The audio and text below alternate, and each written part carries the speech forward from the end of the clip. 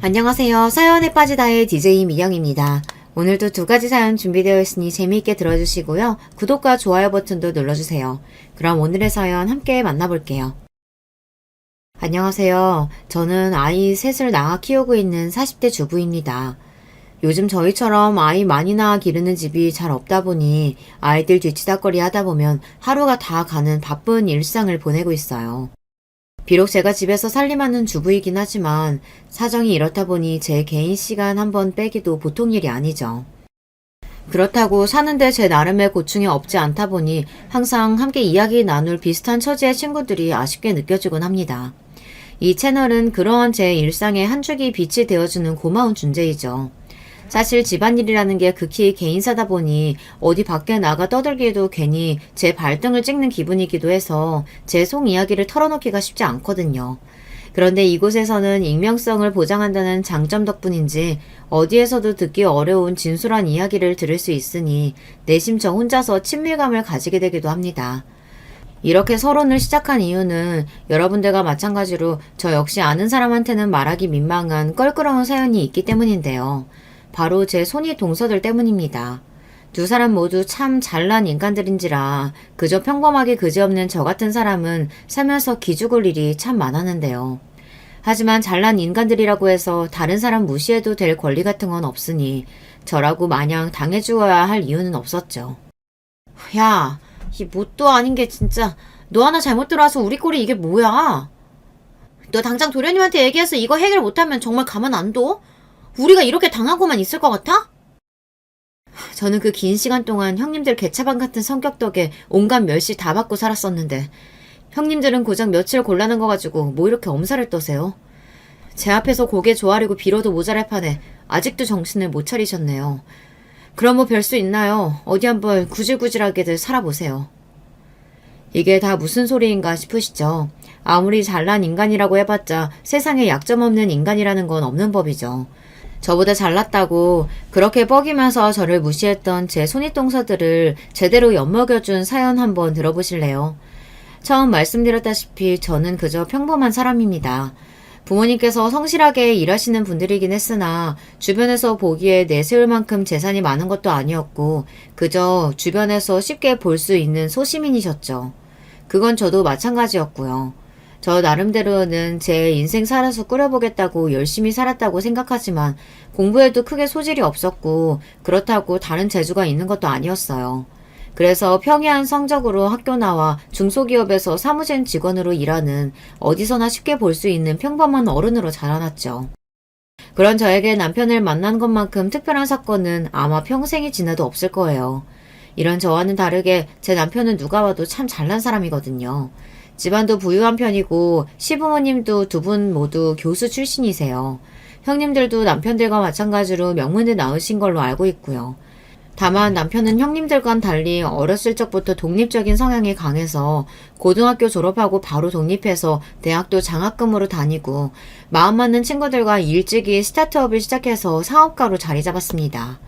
한마디로 잘난 집안 배경에도 불구하고 성인이 되자마자 독립해서 본인 사업체로 성공한 좋은 집안 출신으로 젊은 나이에 자수성가한 사람이라고 설명할 수 있겠네요.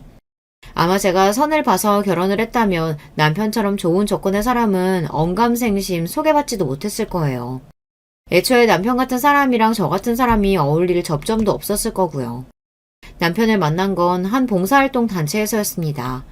당시 남편은 봉사활동 단체를 좌지우지할 수 있을 정도로 크게 후원을 하는 사업가였고 저는 그저 제 일손이나 하나 보태는 정도로 매주 독거노인분들을 돕는 일을 하고 있었죠.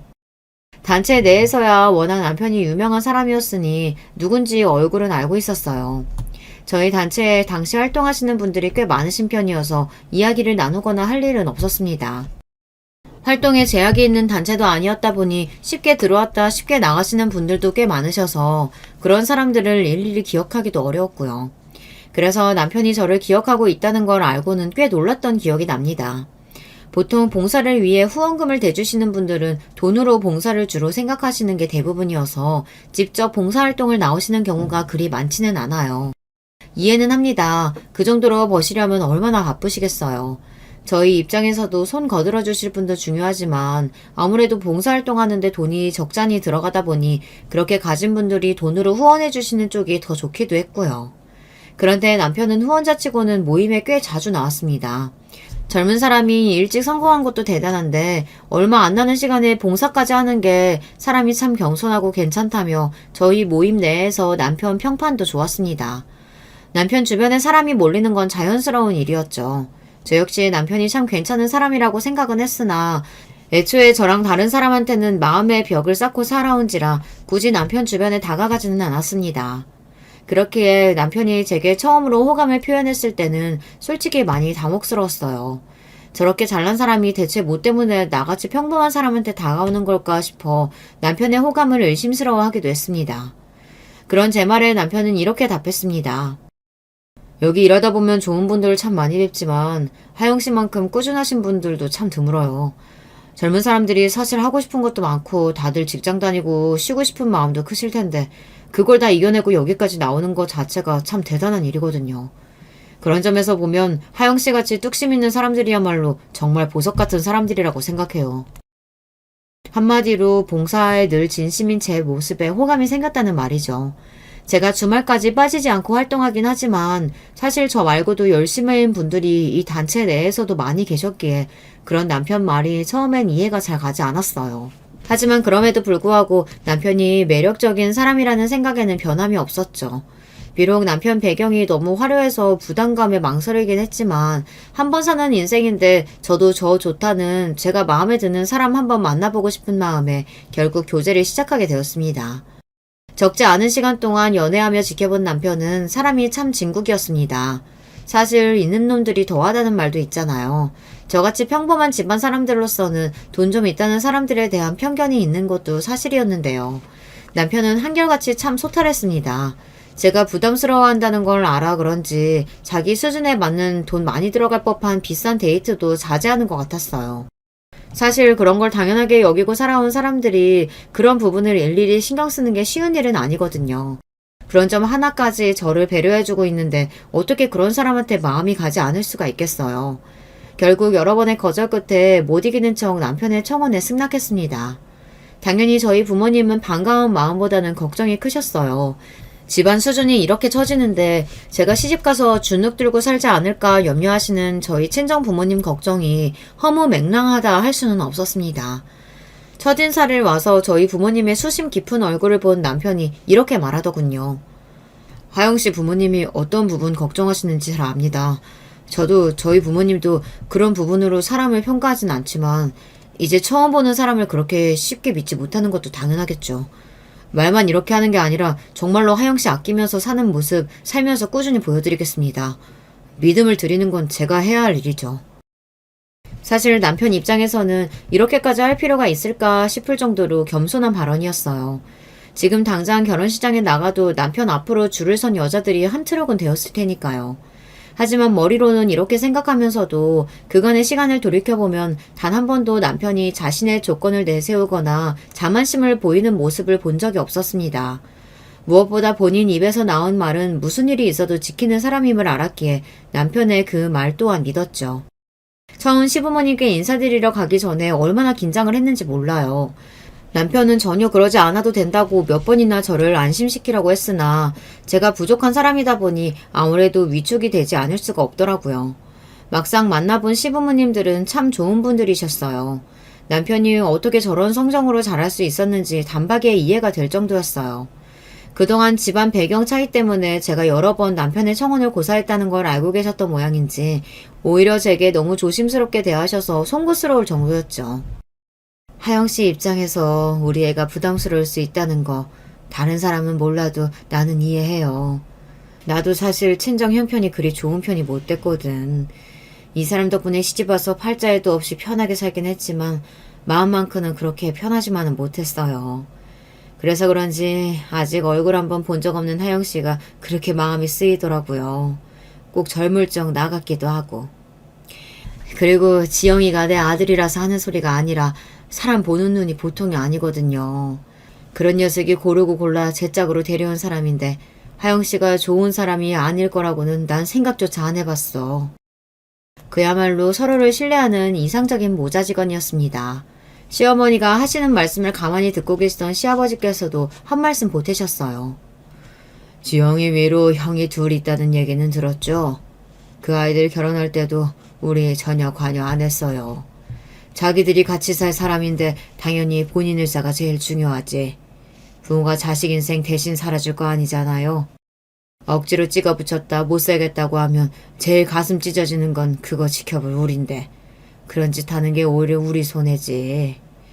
아가씨 마음을 이해 못하는 건 아니지만 걱정하는 바가 있다면 너무 크게 신경 쓰지 않아도 된다는 얘기를 꼭 해주고 싶었어요.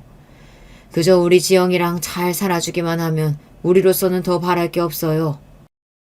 저도 모르게 긴장을 많이 했던 모양인지 두 분 따스한 말씀에 마음의 벽이 스르르 허물어지는 걸 느꼈습니다. 제가 괜히 미리부터 너무 안 좋은 쪽으로 생각했나 보다 싶어 괜한 오해를 받으신 시부모님께 조금 죄송스러운 마음이 들기도 했습니다. 무엇보다 저보다도 상견례 전 걱정이 컸던 남편이 경계를 푸는 제 모습을 보고 그제야 한시름을 던 것처럼 후련한 얼굴이라 괜한 걱정으로 저 사람 마음고생 시켰다 싶어 더욱 잘해줘야겠다는 마음이 들었습니다. 마음속에 품고 있던 고민들을 어느 정도 해결하고 나니 더는 결혼을 미룰 이유가 없었어요. 양가 어르신들 허락이 떨어지자마자 남편이 워낙 결혼을 서두르기도 해서 미처 정신 차릴 새도 없이 직장으로 들어가고 있더라고요. 혼이 쏙 빠진다는 게 꼭 이런 건가 봐요. 남자가 적극적이어야 결혼이 빨리 성사된다는 말은 들었지만 남편 추진력 하나만큼은 참 놀라운 수준이었거든요. 그렇게 저는 유부녀가 되었습니다. 남편한테 형님 두 분이 계시다는 건 알고 있었으나 온 시댁 식구들이 다 함께 모이는 자리에 한번 초대받았던 적이 형님 내외분들의 얼굴을 뵌 것의 전부였습니다. 애초부터 남편은 형님들하고 그리 감정적으로 돈독해 보이지는 않았어요. 저 같은 경우에는 제 여동생과 거의 껌딱지처럼 붙어서 자라서 그런지 좀 정이 없어 보이기도 하더라고요. 특히나 사려 깊은 시부모님들 성정을 생각해보면 더 그렇게 느껴졌습니다. 하지만 주위 친구들 얘기를 들어보니까 자매랑 형제 사이는 또 다르다고 그러더라고요. 서로 원수지간 같은 형제 사이만 아니면 대면대면한 건 흔하게 널렸으니 신경 쓸 것 없다는 친구들 말에 그러려니 했죠. 형님 두 분이 모두 대기업에 다니실 정도로 출신 학교도 명문대고 두 분 스펙도 좋으시다 보니 자연히 제 손이 동서되시는 큰 동서와 작은 동서도 조건이 좋은 분들이셨습니다. 두 분 다 의사셨어요. 큰형님 부부는 주변 지인들의 소개로 선을 봐서 맺어진 사이라고 들었습니다.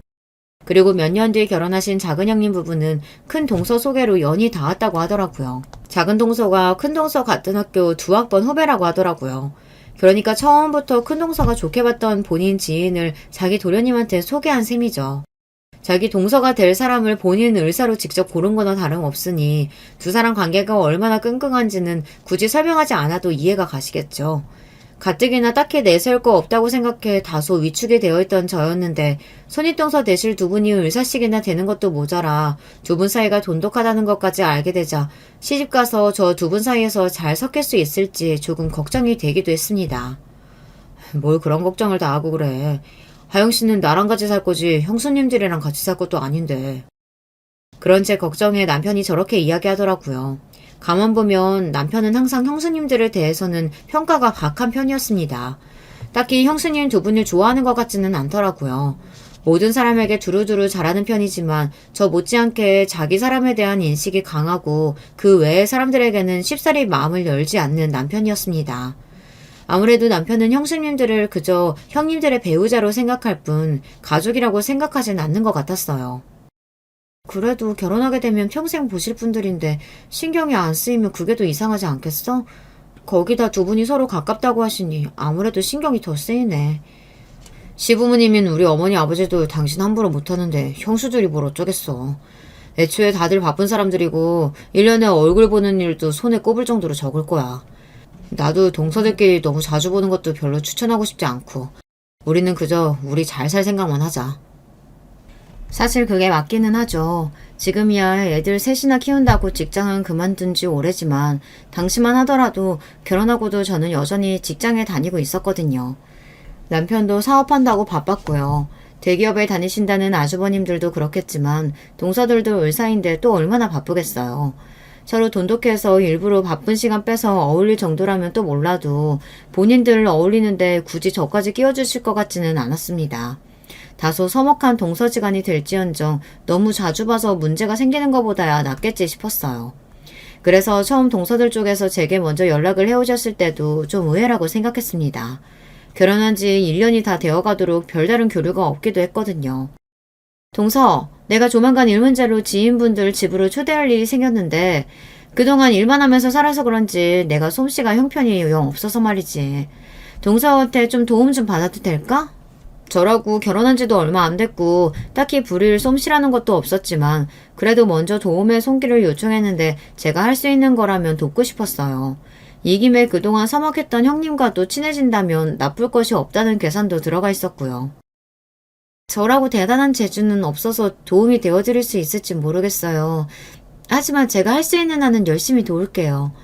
무슨 그런 소리를. 어머님이 이미 침이 마르도록 동서 칭찬하시던걸. 그럼 난 동서만 믿을게. 결혼하고 나서 그래도 시댁에는 종종 방문을 했거든요. 처음 결혼할 때 하신 말씀이 있으셔서 그런지 시어머니께서 혹시 제게 부담이 되실까봐 많이 조심하는 게 눈에 보였습니다. 그러면 제 쪽에서 먼저 다가가는 게 맞지 싶었어요. 그렇다고 몇 번 보지도 못한 어머니의 또래의 어른과 단둘이 남겨지는 상황이 처음에는 편치 않더라고요. 그럼 할 일이 뭐가 있겠어요. 서로 좋아하는 음식들 이것저것 해먹는 게 가장 무난했죠. 저희 집은 여동생에 저의 집안에 여자만 셋이어서 그런지 각자 좋아하는 음식이며 디저트며 이것저것 해먹는 재미가 꽤 좋았거든요. 그게 아들만 셋 키우셔서 딸 키우는 재미를 평생 모르고 사셨던 저희 시어머니 입장에서는 꽤나 색다른 재미로 받아들여 주셨던 모양이에요. 제 이전에 본 2명의 며느리와도 이런 경험이 없다 보니 어머님 나름대로는 자랑거리셨던 것 같습니다. 그게 큰동서 귀에까지 들어갈 줄은 몰랐지만요. 괜한 기대를 하신 건 아닌가 싶어 다소 부담스러운 마음을 안고 큰 동서네 댁에 갔더니 이미 작은 동서도 와 계시더라고요. 하긴 두 분 인맥이 겹치는 부분이 많을 테니 함께 보신다고 해도 놀랄 일이 아니기는 했죠. 생각지도 못하게 손윗동서 두 분을 한꺼번에 대하게 됐다는 생각에 조금 당황하긴 했으나 제게 도움을 요청하신 걸 그때까지만 하더라도 긍정적인 신호로 생각했기에 오늘 잘해보자 싶었습니다. 우리는 학교도 같이 나오고 해서 이야기할 일이 많은데 동서랑 우리끼리 보는 건 처음인 것 같네. 그러게, 그래도 우리가 손윗동서인데 그동안 너무 무심했네. 아니에요. 제가 먼저 연락드렸어야 했는데 죄송해요. 처음 분위기는 분명 나쁘지 않았어요. 큰동서가 요구한 건 지인들과 가볍게 와인 한잔 하는 자리에 어울릴만한 곁들임 음식들을 만드는 거였어요. 처음에는 세 사람이 분명 손을 함께 놀리고 있었던 것 같았는데 어느새 음식을 준비하는 손은 바쁜 제 손뿐이었습니다. 두 분은 저는 알아듣지도 못할 의학적 용어가 섞인 대화를 주고받는 등 한참을 두 사람만 알 수 있는 대화를 하시는 바람에 제가 끼어들 틈도 없었죠. 사실 손이 하도 바쁘다 보니 대화 내용을 알아듣더라도 참여하기는 어려웠을 것 같긴 하지만요. 그렇게 한참을 바쁘게 움직이다 보니 대강의 모양새가 나왔습니다. 이 정도면 대단하게 화려한 술상은 못 되더라도 내놓고 욕먹을 정도는 아니겠다 싶어 안도의 한숨이 나왔습니다. 음식이 다 나오고 나서야 큰동서가 화제를 바꾸시더라고요. 어머님이 그렇게 자랑하시더니 거짓말은 아니셨나 보네. 시집 오기 전에 신부 수업 좀 받았나 봐, 동서? 그러게 말이에요, 형님. 저희 집이 무슨 대단한 집안이라고 신부 수업식이나 들었겠어요. 그저 저희 친정엄마 하시는 거나 손재주 좋은 제 여동생 흉내나 낸 수준이었죠. 무엇보다 신부 수업이라는 단어가 참 이상했습니다. 요즘에도 그런 거 받고 결혼하는 여자들이 있나 하고 있는데 큰동서가 말씀하시더라고요. 사실 막내 도련님 결혼한다고 하셨을 때 우리가 많이 놀랐거든. 우리가 그렇게 신부감 소개해준다고 할 때 그렇게 손사래를 치더니 다른 사람도 아니고 막내 도련님이 그렇게 깜찍한 짓을 하실 줄 누가 알았겠어. 왜 아니래요, 형님. 난 도련님은 결혼 안 하실 줄 알았다니까요. 이건 저도 처음 듣는 소리였어요. 애초에 본인 형수님 관련된 이야기는 거의 한 적이 없는 남편이었으니 당연한 일이었겠죠. 그런데 형수님들이 선자리까지 주선하려고 하셨다고 하니 그래서 남편이 형수들 이야기를 더 꺼린 건가 싶기도 했습니다. 아무래도 두 분 다 의사이시니 소개해준다는 분도 의사일 확률이 높았겠죠. 형수님들 말씀 들었으면 지금쯤 의사 와이프와 살고 있었을지도 모른다고 생각하니 저도 모르게 조금 위축이 되는 기분이 들기도 했습니다. 그 사람이 선 안 보겠다고 해요? 그러더라니까 자기는 자연스럽게 만나는 게 좋다나. 아니 주변에 여자라고는 잘 두지도 않으면서 무슨 수로 자연스럽게 여자를 만난다는 건가 싶더라니까. 사실 우리 주변에 괜찮은 아가씨들 참 많았거든. 지금 생각해도 참 아깝지. 도련님 수준에 딱 어울렸을 텐데. 아무리 본인한테 아쉬운 일이라고 해도 지금 아내이자 당사자인 제 앞에서 다소 무례하게 받아들여지고도 남을 만한 발언이었습니다. 무엇보다 본인인 남편이 싫다고 거절했는데 애초에 생기지도 않을 일을 가지고 호들갑을 떠는 게 좀 빈정이 상하기도 했고요. 그래서 제가 별다른 대꾸를 안 하고 있자 그걸 또 어떻게 해석한 건지 왠지 작은 동서 말투가 신이 난 것 같았어요. 사실 우리 도련님이 어디 빠지는 구석이 있어야지. 얼굴 잘나, 성품 그나마는 괜찮아, 집안 좋아, 거기다 본인 능력은 좀 좋아? 사실 그 정도 되는 신랑감이 그렇게 흔한 것도 아니고 결혼하자는 여자들이야 줄을 섰지. 그래서 처음에 도련님이 결혼할 사람 데리고 온다고 했을 때 나랑 형님이 기대가 이만저만이 아니었다고. 우린 세상 절세미녀라도 데리고 오는 줄 알았다니까? 그랬지. 그런데 막상 나가보니까 이건 또 무슨 소리예요? 그러니까 막상 만나보니 제 남편이랑 어울릴 주제도 못 되는 저 같은 여자가 앉아있더라. 그 소리 아닙니까? 실컷 음식 시켜놓고 사람 불러다 놓고 이게 뭐 하는 짓인가 싶었습니다. 제가 남편 배경이나 동서들 직업 같은 걸 두고 자격지심이 있었던 건 사실이지만 그걸 자기들이 문제 삼을 권리는 없잖아요. 남편 말 맞다나 제가 같이 사는 사람이 남편이지 동서들도 아니잖아요. 그쯤 되니 아무 말 없이 그 소리를 묵묵히 듣고만 있는 것도 호구다 싶었습니다. 형님, 지금 그 말씀은 좀 아닌 것 같네요. 결혼 전에야 어땠을지 몰라도 지금은 제가 엄연히 배우자인데 그런 말씀은 실례죠. 계속 그런 말씀 하실 거면 저는 먼저 가보는 게 좋을 것 같아요. 저를 제대로 성질도 못 내는 호구쯤으로 생각했던 모양인지 생각보다 제가 세게 나오자 둘 다 당황한 기색이 역력했습니다.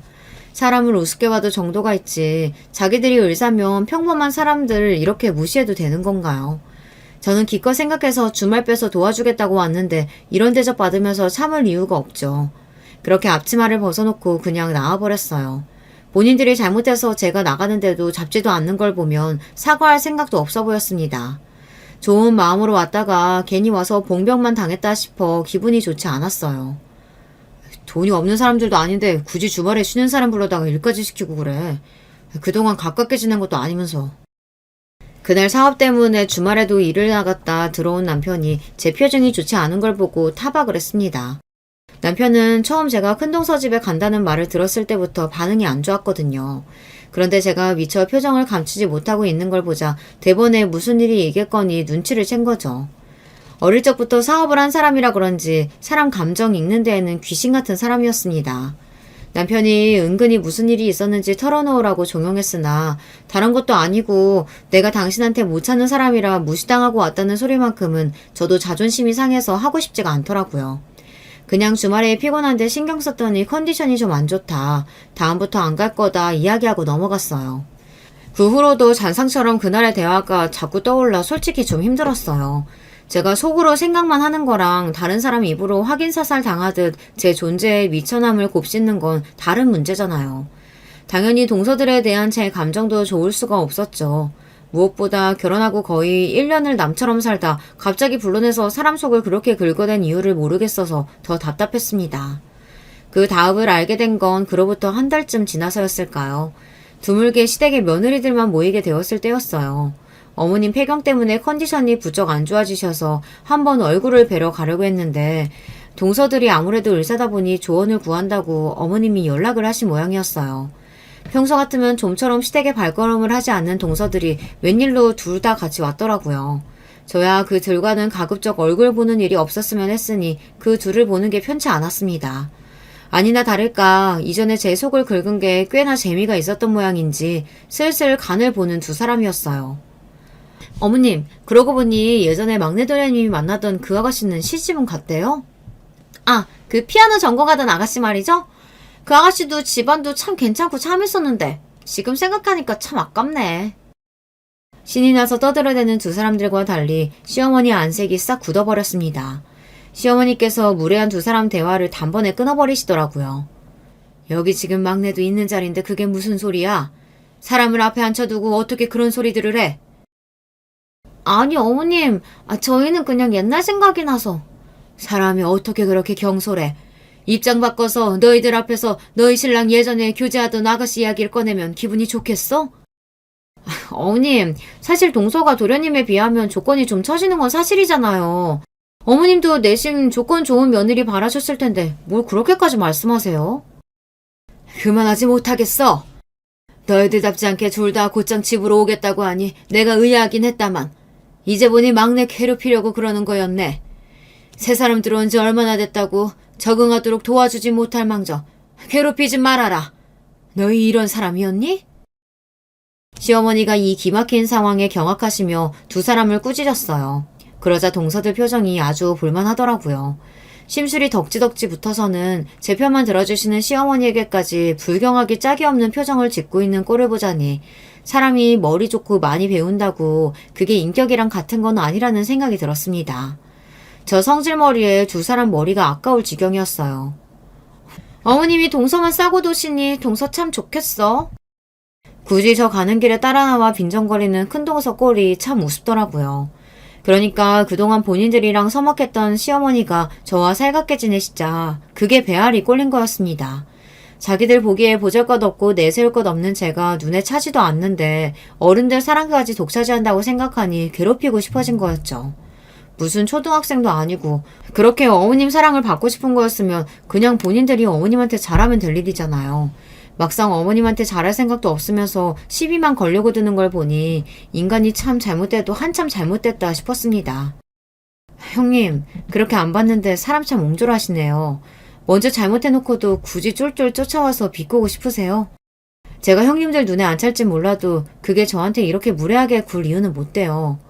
앞으로도 이러실 거면 그냥 형님들하고는 얼굴 안 보는 게 나을 것 같네요. 그러고는 확 돌아서 집으로 와버렸습니다. 좋은 어르신 밑에 시집 잘 왔다고 생각했는데 뜻밖의 지뢰를 밟았다는 생각에 속이 상했습니다. 떠올리지 않으려 노력하긴 했으나 남편이 만난다는 피아노 친다는 여자친구에 대한 말도 너무 신경 쓰였어요. 그 아가씨는 본인들 보기엔 자기들이랑 급이 맞는다고 생각했으니 일부러 제 속을 긁으려 말을 꺼낸 거였겠죠. 그러니 얼마나 잘난 여자분이었겠습니까. 괜히 속상한 마음에 눈물이 비집고 나오자 제가 더 못나게 느껴졌습니다. 집에 돌아왔더니 요즘 새롭게 시작한 일 때문에 매일같이 퇴근에 늦던 남편이 웬일로 저보다 일찍 집에 돌아와 있었어요.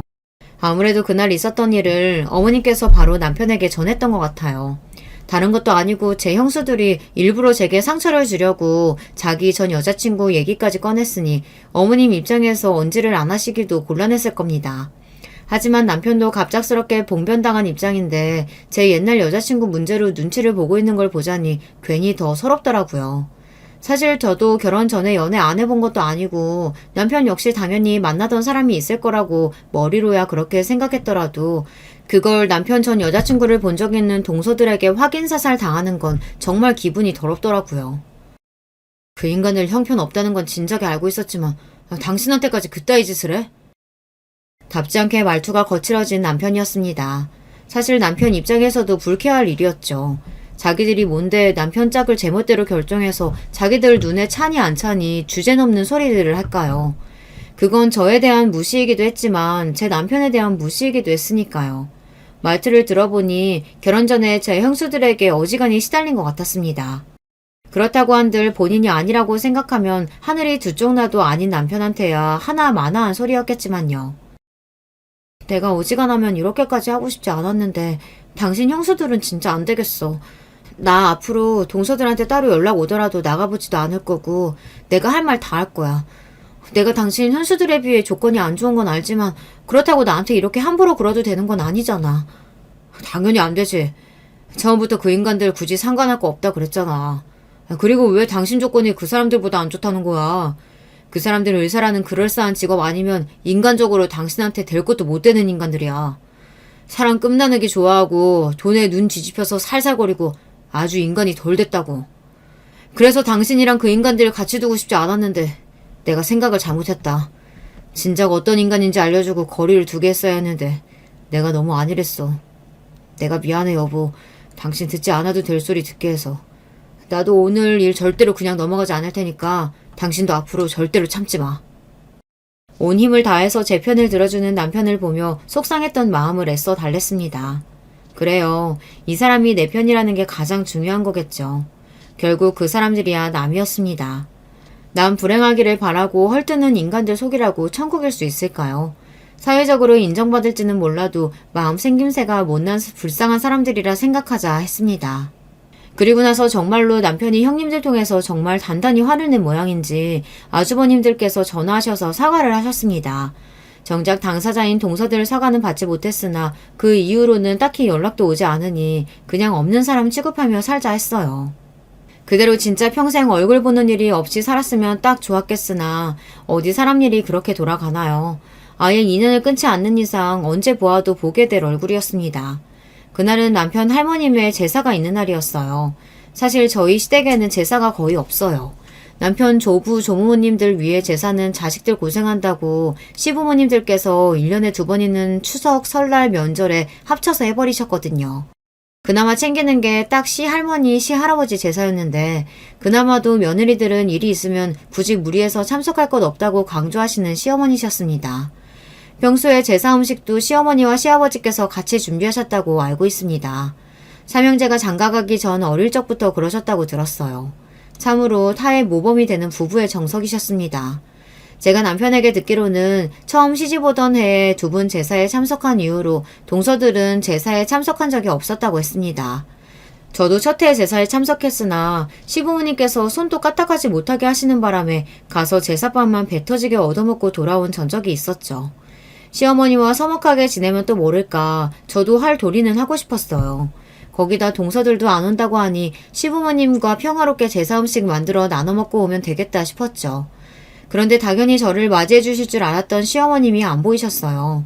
때마침 시어머니께 전화가 걸려왔습니다. 어머님 어디세요? 어머 너 벌써 왔구나. 나 너희 아버지랑 장보다 빠진 게 있어서 잠깐 마트에 나왔다가 그만 사고가 났지 뭐니. 어머님 괜찮으세요? 병원은요? 응, 나나 이 사람이나 괜찮아. 그냥 가벼운 접촉사고였어. 다친 데도 없고. 사고 나자마자 응급실에서 진료받는데 이상 없다더라.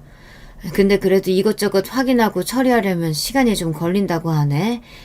그래서 말인데, 오늘 제사는 그냥 없던 걸로 하자. 우리 오늘 사고 난 것도 그렇고 오늘은 날이 아니지 싶다. 그래도 그럴 순 없죠. 제가 준비할 테니 어머님 볼일 다 보시고 오세요. 그 많은 걸 너 혼자 어떻게 다 하게. 그러지 말고 오늘은 그냥 집에 가 하영아. 어머니 저 정말 괜찮아요. 그래도 이 집 며느리인데 할머님한테 제사 밥상은 한번 올려드려야죠. 그 말은 진심이었어요. 혼자 하기 다소 많은 양인 건 사실이었으나 그간 며느리라고 이 집에 시집와서 제사상 한번 제대로 올린 적이 없었으니 이 기회에 제대로 한번 해보자 싶기도 했고요. 그렇게 하나씩 차근차근 전도 부치고 탕도 올리고 혼자서 비지땀을 흘리며 제사 음식을 준비하던 중이었습니다. 갑자기 도어락 비밀번호 치는 소리가 들려왔습니다. 어머님이 벌써 돌아오셨나 싶어 반갑게 현관으로 달려나갔더니 뜻밖의 얼굴들을 마주하게 되었어요. 두 동서들이었어요. 어머님 병원에 계시다더니 진짠가 보네. 그러게요. 동서가 혼자 고생이 많네. 그러니까 저 혼자 제사 음식하게 부려먹을 생각에 신이 나서 저 두 인간이 평소에 오지도 않는 시댁 제사에 득달같이 달려온 겁니다. 아무래도 시부모님이 가 계신 병원에 동서들이 인맥이 있는 모양이었어요.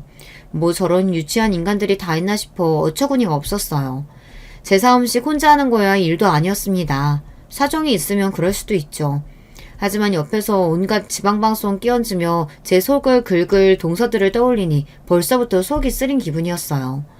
뭐가 그렇게 좋은지 둘이서 신나서 제잘되는 꼴을 보자니 얄밉기 그지 없었습니다. 그때 혼자 제사 음식 하겠다는 제 말에 걱정이 되셨는지 어머님이 전화를 주셨어요. 너 혼자 거기 있지 말고 집에 가래도. 어머님, 저 혼자 아니에요. 형님들 두 분 다 오셨어요. 아니, 걔들이 왜? 평생 안 하던 짓이니 어머님도 당황하셨겠죠. 하지만 이내 그 속내를 파악하신 모양인지 시어머니께서 잠시 말이 없으셨습니다. 그러더니 황급히 말씀하시더군요. 그대로 놔두고 곧장 집으로 가. 같이 있지 말고. 이전에 그 황당한 꼴을 본 지 얼마 되지도 않았으니 어머님 걱정을 이해 못할 일은 아니었으나 그렇다고 저 둘 때문에 지내야 할 제사도 못 지내고 집으로 돌아가는 게 오히려 아무것도 아닌 저 둘에게 꽁지 빼고 도망가는 기분이라 도저히 자존심이 상해서 그렇게는 못하겠더라고요. 그리고 이미 절반 이상 제사 음식이 완성되었는데 그걸 그대로 두고 가는 것도 말이 안 되었어요. 그렇게 저는 팔짱을 끼고 저 하는 걸 감독관이라도 된 듯 눈에 쌍심지를 켜고 지켜보고 있는 동서들을 무시하고 제가 할 일을 하기 시작했습니다. 그거 그렇게 색깔 연하게 하면 안 되는 거 아닌가? 지켜보고 있던 큰 동서가 슬슬 입질을 시작하더라고요. 그 말을 무시하고 계속 제 할 일을 하자 아예 그 둘이 주방으로 들어와 앉았습니다. 형님 말씀 안 들려? 제사 음식인데 그렇게 정성 없이 해도 되겠어? 두 분 다 음식이라고는 할 줄 모르시지 않나요? 그나마 이 중에서는 제가 제일 나은 것 같은데 잘 모르시면 그냥 가만히 계세요.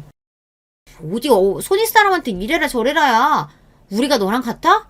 내세울 거 하나 없으면 이런 거라도 잘해야지. 저도 지지 않고 대거리를 하자 대번에 제 귀를 누르려는 작은 동서였습니다. 자기랑 저랑은 급이 다르다 뭐 이런 거였겠죠. 제 손으로 뭐 하나 제대로 할 줄도 모르면서 주둥이만 살았습니다. 요리라곤 쥐뿔도 모르면서 어디서 시비입니까? 저는 싹 무시하고 저 하던 대로 마저 요리를 했습니다. 제사상에 메인으로 올라갈 갈비찜이 마지막 완성 단계였어요. 비록 저 꼴보기 싫은 동서들과 함께하게 되긴 했지만 이왕 시작한 만큼 어머님 걱정하시지 않게 제대로 제사상을 준비하고 싶었습니다. 신경 써서 좋은 접시에 모양새 있게 갈비찜을 담아내는데 큰 동서 손이 쑥 들어오더라고요. 아무리 상식이 없어도 그렇지 제사상에 올라갈 음식을 손으로 집어먹는 사람이 어디 있습니까? 지금 뭐 하시는 거예요? 제사상에 올릴 음식을 그렇게 손으로 쥐적거리는 사람이 어디 있어요? 이번에는 작은 동서까지 합세해서 손으로 갈비찜을 집어먹었습니다. 간 나온 거라 뜨거울 텐데 호들갑을 떨어가며 갈비뼈를 뜯고 있는 둘을 보자니 저게 인간인가 돼지 새끼인가 싶어 혐오감이 불쑥 치고 올라오더군요. 그렇게 개걸스레 고기를 뜯더니 대뜸 작은 동서가 짓거리더군요. 야, 짜다. 그치? 나만 그런 거 아니지? 그렇게 잘난 척 해대길래 이거라도 좀 제대로 하나 했더니 뭐 하나 제대로 하는 거를 못 보겠네. 정말이지 이제 기도 안 차더군요. 제가 음식하면서 간도 안 받겠습니까? 그냥 어떻게든 저를 까내리고 싶어서 안달이 난 동서들이었어요. 그렇게 어머님 앞에서 살랑거리더니 이런 것도 하나 제대로 못해? 이래가지고 이 형편없는 걸 제사상에 올릴 수나 있겠어? 뭣도 없는 년이 진짜 웃기지도 않아서. 야, 잘난가 안 없는 주제에 이런 거라도 좀 잘해봐. 신이 나서 나불대는 저 두 주둥이를 그만 찢어버리고 싶었습니다. 이쯤 되면 2판 4판인 거죠. 저라고 참을 이유 있나요? 대차게 한마디 하려고 하는데 저보다 먼저 선수 친 사람이 있었습니다. 그럼 처먹지를 말던가 이 미친 인간들아. 언제 들어왔는지도 몰랐는데 남편이 제 형수들에게 눈을 부라리며 주방 앞에 서 있었습니다. 제가 동서들과 같이 있다는 걸 알게 된 어머님이 남편에게 연락을 한 모양이었어요. 거기서 제가 한 갈비찜을 가지고 동서들이 말도 안 되는 타박하는 걸 다 듣고 있었던 건지 남편 눈에서 불이라도 뿜을 듯한 기세였습니다. 염치도 없는 인간들이 아무것도 한 거 없는 주제에 감히 누구 마누라를 갈구고 있어? 이 인간 같지도 않은 것들이. 당장이라도 달려들어 멱살이라도 잡을 듯한 기세에 동서들이 겁먹은 게 눈에 훤히 보였습니다. 저는 우스워도 막내 도련님은 그렇게 잘났다고 추켜 세우던 양반들이니 제 말 한마디보다 남편 말의 위력이 큰 모양이었어요. 내가 그간 니들 하는 짓거리 몰라서 그냥 둔 줄 알아? 저 사람이 니들 같은 것들이랑 인품이 달라서 봐준 거를 감히 주제도 모르고 나랑 내 와이프를 이런 취급을 해? 그간 남편도 보통 참은 게 아니었어요. 저렇게 화를 내는 게 이해가 가지 않는 게 아니었습니다. 아니 도련님, 잘 알지도 못하면서 이렇게 무작정 화만 내시면. 모르긴 뭘 몰라. 속물 주제에 을잘합시고 어지간히 나댄 거 내가 모를 줄 알아? 나 아니었으면 병원도 못 냈을 주제에 어디서 건방 떨고 있어? 이건 저도 처음 듣는 소리였습니다. 무슨 소리인가 싶어 큰 동서를 쳐다보니 곳에 얼굴이 사색이 되어 있더라고요. 적구를 보니 남편 말이 근거 없는 소리는 아니구나 싶었죠. 너도 마찬가지야. 내다 형들만 아니었으면 미쳤다고 니들 같은 거 병원을 내줬겠어? 이 거지 같은 것들이 봐준 은혜도 몰라보고 건방을 떨고. 하긴 제가 알기로 큰 동서나 작은 동서 둘 다 친정이 부유한 편은 아니었는데 둘 다 개원을 해서 조금 의아하게 생각한 적도 있었어요. 아주버님 두 분 다 대기업에 다니신다고는 해도 병원 여는 게 어디 한두 푼으로 될 일도 아니고 어지간한 집에선 꿈꾸기 힘든 일이죠. 아무래도 아주버님들이 동서들 개원할 때 작은 문제로 남편에게 손을 벌린 모양이었습니다. 하긴 이 집에서 자산이 가장 많은 건 사업하는 저희 남편이었으니까요.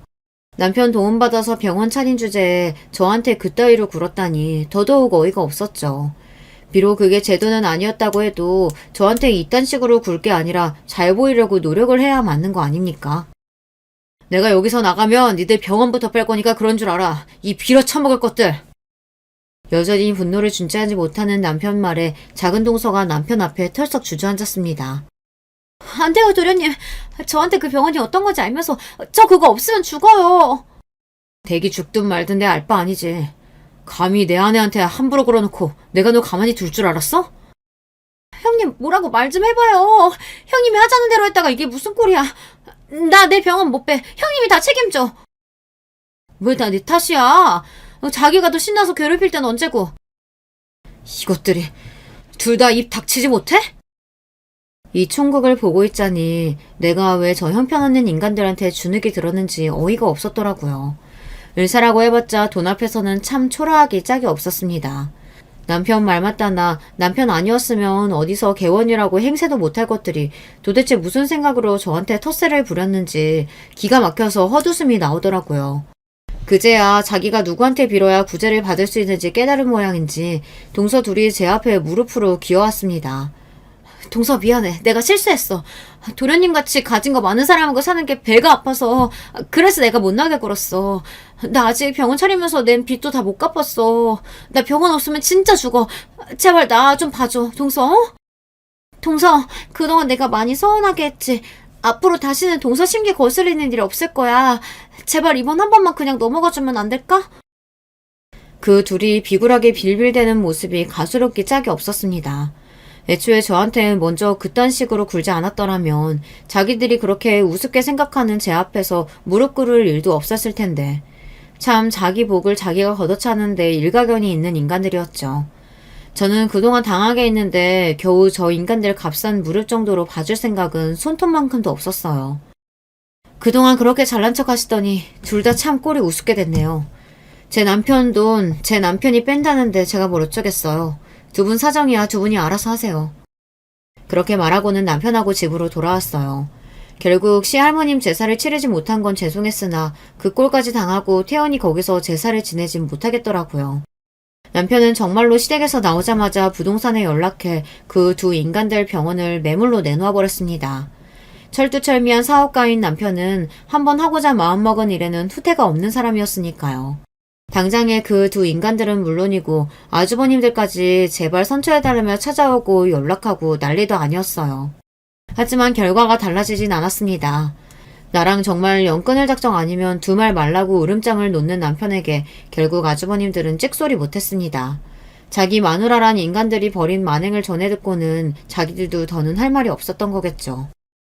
그 두 인간들은 순식간에 자기들 병원 빼앗겠다고 생각했을 테니 저한테 사정사정하다가 악에 받쳐 저주를 하다가 다시 사과하고 조아리기를 반복했습니다. 제가 아예 자기들을 만나주지 않으니 장문의 메시지로 아예 참회의 글을 보내기도 하더라고요.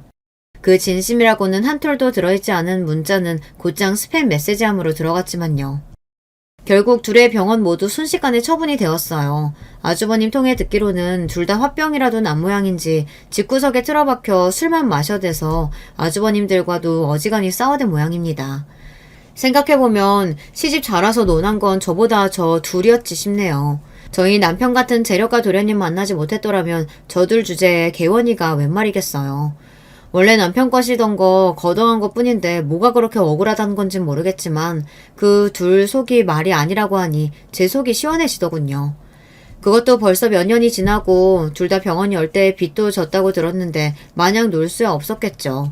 자기 동기들 인맥으로 페이닥터로 몇 달씩 일한다는 소리를 들었는데 그 고고한 자존심에 다른 동기 밑에서 일하자니 어지간히 속이 쓰렸겠어요. 몇 달 일하지도 못하고 그만두는 바람에 도와준 동기들 사이에서도 평판이 말이 아닌 모양입니다. 처음 저런 일이 있었을 때는 저도 나름 상처도 많이 받고 복수심에 불타기도 했지만 아이 여럿 낳고 바쁘게 살다 보니 저런 인간들이 제 머릿속에 파고들 틈이 없더라고요. 시부모님께서도 처음 소식을 듣고 많이 화를 내셨습니다. 지금은 저 인간들이랑 저야 당연히 교류가 없어요. 시부모님 역시 마찬가지예요. 온화한 분이시지만 정말 화내야 할 일에 대해서는 양보가 없다는 점이 참 남편과 닮은 분들이십니다. 그렇게 저를 무시하고 제 잘난 맛에 살던 두 동서들한테 제대로 인생의 쓴맛을 보여주고 지금은 제 식구들이랑 알콩달콩 잘 살고 있어요. 민망해서 밖에서 하기 힘든 사연을 털어놓고 나니 묵은 짐 털어내듯 속이 후련하네요. 저처럼 사는 사람도 있답니다. 여러분들도 부당한 일 참지 마시고 할 말은 하고 사셨으면 좋겠어요. 오늘 제 이야기는 여기까지입니다. 끝까지 들어주신 여러분들 감사드려요. 안녕하세요. 저는 어떤 이야기든 접하는 걸 정말로 좋아하는 여자예요. 사연을 특별히 아껴 듣고 있는데요. 그중에서도 저는 시댁이 주제로 나올 때가 가장 집중이 잘 되더라고요. 고부지간이라든지 동서지간이라든지 하여간 왜 이렇게 시댁 이야기는 끊이지 않는 걸까요? 마르지 않는 샘물이 따로 없는 것 같아요. 하도 이야기가 무궁무진하니까 아낌없이 주는 나무 같기도 합니다. 제가 아주 간혹 가까운 지인들과 시댁 이야기를 나누면 서로 내 시댁이 더 미쳤다면서 설왕설래가 장난 아닙니다.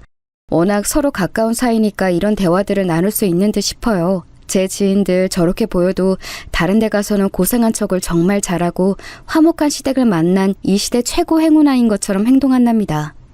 아무튼 각설하고 다른 지인들도 황당한 순간들을 많이 겪었지만 비교해보니까요. 제가 어디 가서 결코 빠지지 않을 황당한 순간들을 겪었다는 확신이 들더라고요. 남들과 비교를 해보니까 그게 체감이 되더군요. 그래서 사연으로 써보게 되었습니다.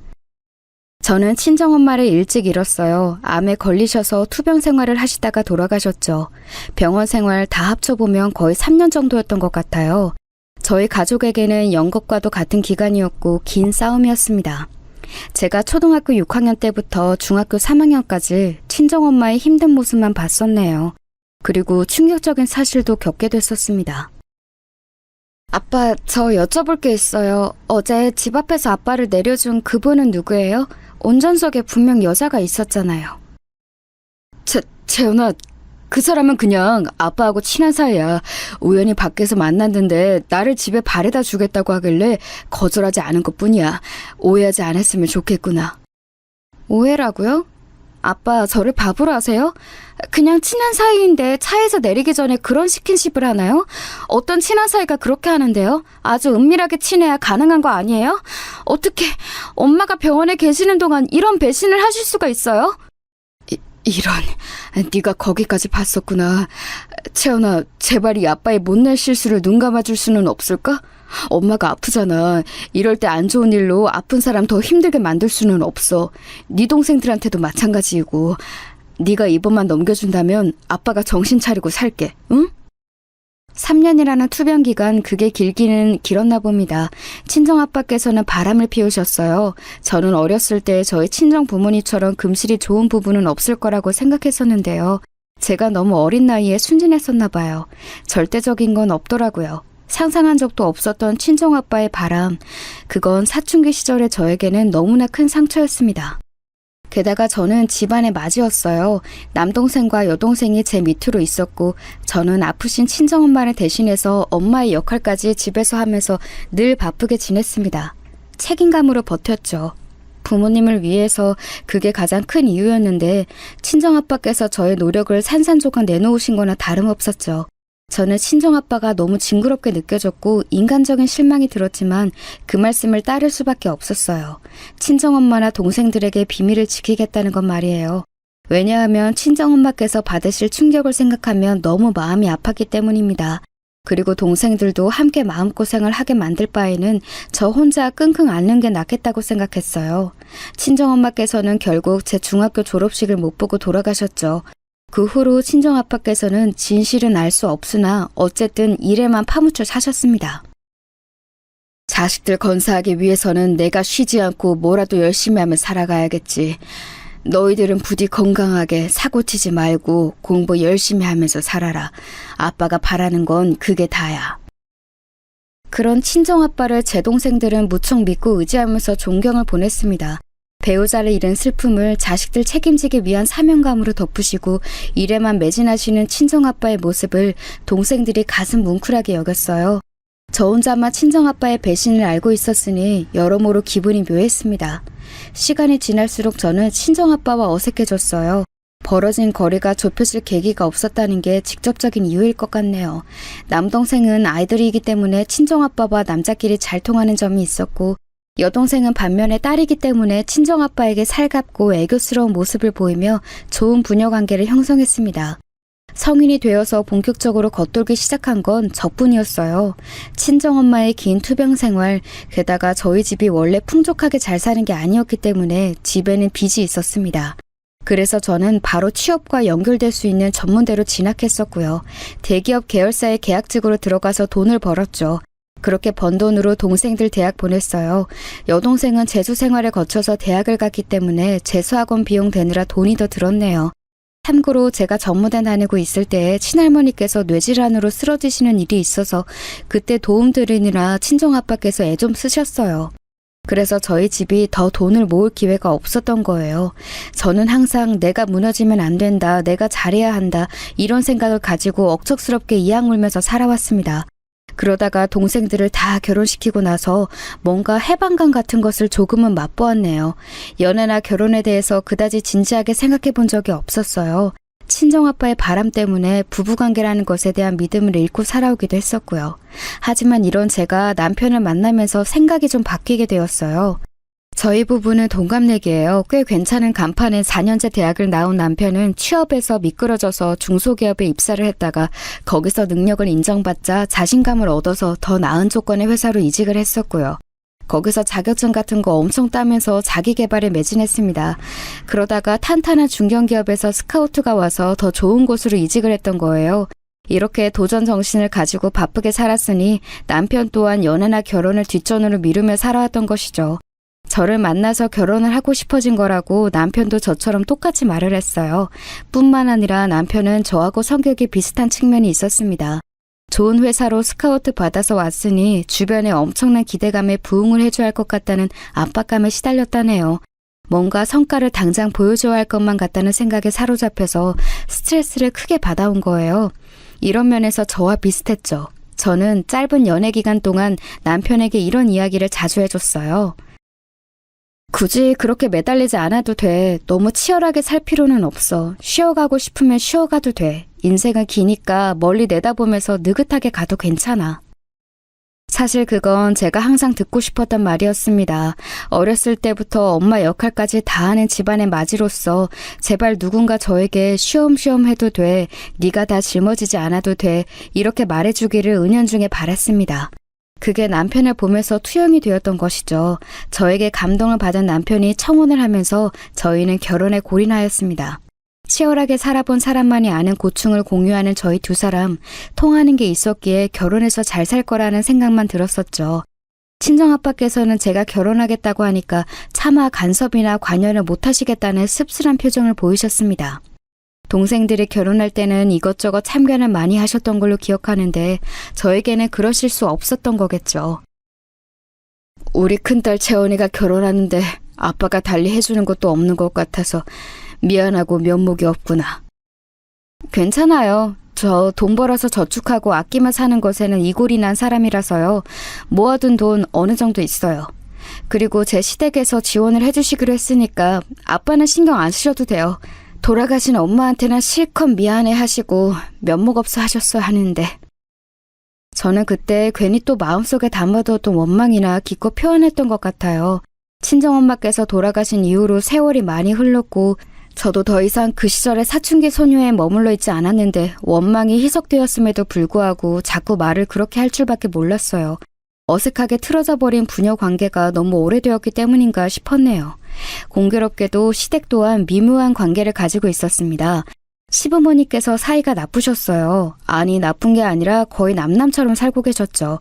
예전에 시아버지께서 하도 성질을 못되게 부리셨고 시달림을 사신 시어머니께서는 세월이 지나서 역전이 되자 일을 가시며 일부러 당신의 배우자를 무시하고 계신 형국이었습니다. 그리고 시어머니께서는 저를 마음에 안 들어 하셨죠. 저희가 결혼하겠다고 하자 마치 청천벽력이라는 얼굴이 되셨어요. 그러나 남편이 무척 강경했고 할인으로 나온 애식장의 날짜가 코앞이었기 때문에 번갯불에 콩 구워 먹듯 결혼이 성사되었습니다. 시어머니께서는 눈 뜨고 코 베이신 게 억울하셨는지 저를 보며 눈을 무섭게 빛내셨어요. 나 옛날 사람 아니야. 나는 요즘 사람이라서 내가 굳이 너 시집살이 시킬 것도 없고 가만히 두고 보면서 그저 잘 사나 못 사나 그것 하나만 볼 거야. 네, 어머님 앞으로 걱정 안 하시도록 잘 살아볼게요. 그런데 내가 진짜 딱 한 가지 다 참아도 이것 하나만 못 참는 게 있어. 예? 못 참으시는 거요? 그게 대체 어떤 건데요? 제가 주의하겠습니다. 내가 못 참는 게 바로 우리 아들 무시하는 거. 나는 우리 아들이 무시당하는 건 죽었다 깨어나도 못 참아. 그러니까 너 우리 아들 함부로 대하거나 얕잡아 볼 생각은 추호도 하지 마라. 아, 네, 어머님 무시 안 하고 서로 존중하고 아껴주면서 그렇게 잘 살게요. 저는 절대로 제 배우자를 무시하면서 살 생각이 없습니다. 네가 그럴 생각이 있는지 없는지 그거는 내가 두고 봐야 아는 일이고 너는 엄마 없이 자라서 잘 모르겠지만 원래 자식 일이라면 아주 작은 것에도 심기가 어지러워지는 게 바로 엄마의 마음이야. 그러니까 네가 이런 나를 이해하면서 하여간에 눈치껏 잘 하길 바란다. 우리 아들 내가 얼마나 애지중지 귀하게 키웠는지 몰라. 다른 사람들 같았으면 여기서 누구는 엄마 없는 줄 아냐며 받아칠 수 있었을 것 같은데 저는 정말로 친정엄마가 안 계신 입장이었기 때문에 이 별거 단위 짧은 대화에서도 너무 큰 서러움을 느꼈어요. 그냥 시어머니께서 유난 좀 떠신 거라고 생각하며 넘기면 될 일이었지만 며칠이 지나도 속에서 자꾸 울컥 올라오는 게 있더라고요. 제가 워낙 친정엄마를 그리워하면서 살아온 사람인지라 암만 생각해도 서러운 것 같다고 여기던 와중에 시어머니께서 저에게 또 그런 발언을 하셨어요. 너 다음 달부터 재택근무인지 뭔지로 일부 전환이 되어서 거의 집에 붙어있게 되었다면서? 집안일 하나부터 열까지 빠짐없이 꼼꼼하게 놓치는 것 없이 그렇게 잘 하려고 마음 단단히 먹고 있지? 단단히까지는 잘 모르겠고요. 일부 재택근무로 전환이라고 해도 어쨌든 집에서 똑같이 회사 업무를 처리하는 거라서 시간적 여유가 크게 나지는 않겠지만 전보다 집안일을 더 열심히 잘하려고 생각 중이에요. 시간적 여유가 크게 안 나기는 뭘 크게 안 나? 크게 내려면 어떻게든 크게 낼 수 있는 거지. 지금 맞벌이다 뭐다 하면서 우리 아들 아침밥도 제대로 안 차려주고 있지? 앞으로는 그런 핑계댈 생각 말고 아침밥 든든히 먹고 갈 수 있도록 우리 아들을 네가 잘 챙겨줘야 돼. 제가 워낙 아침밥을 많이 안 챙겨 먹고 살아온 스타일이라 맞추는데 미흡한 점이 있었던 것 같아요. 개선해 나갈게요. 그런데 어머님, 어쨌거나 저도 계속 일을 하는 사람이기 때문에 저에게 전업주부 수준의 집안일을 기대하시면 안 될 것 같아요. 이 부분 솔직하게 미리 말씀드립니다. 아유, 본인 편하고 좋은 것만 하고 싶어서 수쓰려고 대가리 굴리는 소리가 여기까지 들리는구나. 말이나마 네 죄송합니다 하면서 일단은 숙여야 맞는 이치인데 조목조목 너 할 말은 왜 다 하고 있어? 꼭 이렇게 엄마 없이 자란 애들은 티가 날 수밖에 없다니까. 엄마 있는 집 자식이었다면 네가 안치밥 안 챙겨 먹고 살아왔을 리 없었겠지. 엄마 보면서 집안일 야무지게 하는 것도 자연히 배웠을 텐데 본 게 없으니까 수준이 지금 이 모양 이 꼴인 거야. 저는 결코 눈물이 많은 사람이 아니에요. 오히려 몸이 건조하면 건조했지 겉으로 감수성 풍부하게 구는 사람이 아닙니다. 혼자 속으로 삭히면서 마음고생하며 일에 찌들어서 그렇게 살아왔더니 자연스럽게 울고 싶을 때 우는 사치 따위는 뒤로 접어두게 되었거든요. 그렇기 때문에 휴대폰 너머의 퉁명스러운 시어머니의 목소리를 듣고 눈물이 주르륵 흐르고만 제 자신이 너무 이질적으로 느껴졌습니다. 불가항력적으로 그 순간에 눈물이 그냥 흘렀어요. 우는 소리까지 낼 생각은 없었기에 적당히 통화를 바로 종료했고 그러자마자 본격적으로 울고 말았네요. 제 안에 나약한 부분을 건드릴 수 있는 게 친정엄마의 존재라는 것을 깨달았네요. 살면서 저에게 누구 하나 친정엄마를 들먹이며 저를 공격한 적이 없었으니 제가 잘 몰랐었나 봐요. 친정엄마가 안 계시는 게 이렇게 슬프고 억울한 일일 줄은 결혼하기 전까지는 몰랐습니다. 너무 머리가 아파서 남편에게 이런 것들을 다 털어놓았어요. 아니 정확히는 털어놓기 이전에 시어머니께서 왜 저에게 나를 세우며 언행을 하시는지 그 짐작가는 이유가 있냐고 물어보았습니다. 제가 분명히 좋은 조건의 며느리는 아니었죠. 저도 그건 당연히 알고 있었어요. 하지만 시어머니께서 아주 무례하게 구신다는 게 의아할 정도였거든요. 나는 진짜 어머니께서 혹시 점이라도 보고 오셨는데 점쟁이가 나에 대해 안 좋은 이야기를 한 건 아닐까 이런 짐작까지 들고 있을 지경이야. 어머니께서 나에게 왜 적대적이신 건지 짚히는 구석이 없어? 자기도 잘 모르겠다며 고개를 젓던 남편은 이윽고 뭔가 생각에 빠진 얼굴을 하더니 한 가지 가정을 떠올려냈어요. 그것은 바로 시어머니께서 당신 지인의 자녀분을 남편에게 소개시켜 주려고 하셨었다는 겁니다. 나도 그 여자분을 몇 년 전인가 그냥 동네에서 스치듯 잠깐 봤던 게 전부라서 잘 아는 사이도 아니야. 나이는 나보다 4살 아래에다가 초등학교 앞에 있는 미술학원에서 그림 가르치는 사람이라고 들었고, 그 모친 대신은 우리 엄마 지인께서는 내가 알기로는 수입 가구 들여오시는 일을 하는 것 같더라. 그래서인지 그분이 되게 마당발이신가 봐. 우리 엄마가 유독 그분하고 어울려 지내고 싶어 하셔서 오죽하면 나까지 그분의 존재를 알고 있었네.